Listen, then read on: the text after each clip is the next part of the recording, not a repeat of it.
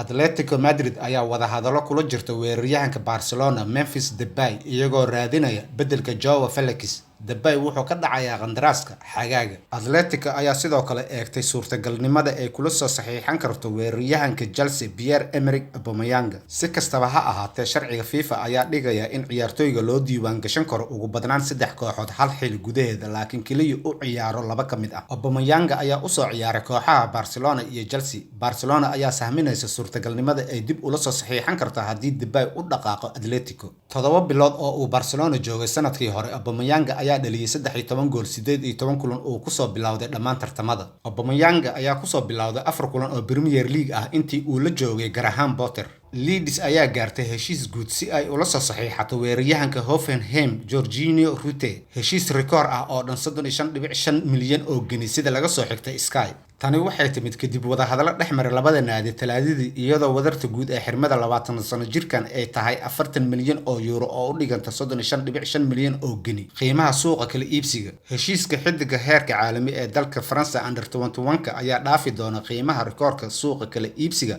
ee kooxda oo ah 27 milyan oo geni oo ay Rodrigo kaga soo iibsadeen Valencia bishii August 2020. Arsenal ayaa heli karta fursad labaad oo ay kula soo saxiixato weeraryahanka Barcelona Rafinha kadib markii ay saagtay intii lagu jiray suuqa kala iibsiga xagaaga. Gunners ayaa doonaysa inay ciyaaryahanka reer Brazil kala soo wareegto Leeds, laakiin wuxuu u dhaqaaqay Barcelona. Rafinha ayaa dhaliyay kaliya 2 gool 20 kulan oo uu saftay xilli ciyaareedkan. Majalada Isbaanishka ee El Chiringuito ayaa haatan warinaysa in mar hore loo aqoonsaday Rafinha inuu u wareegi karo, iyadoo Barcelona ay doonaysa inay isku dheelitirto dhaqaalaheeda.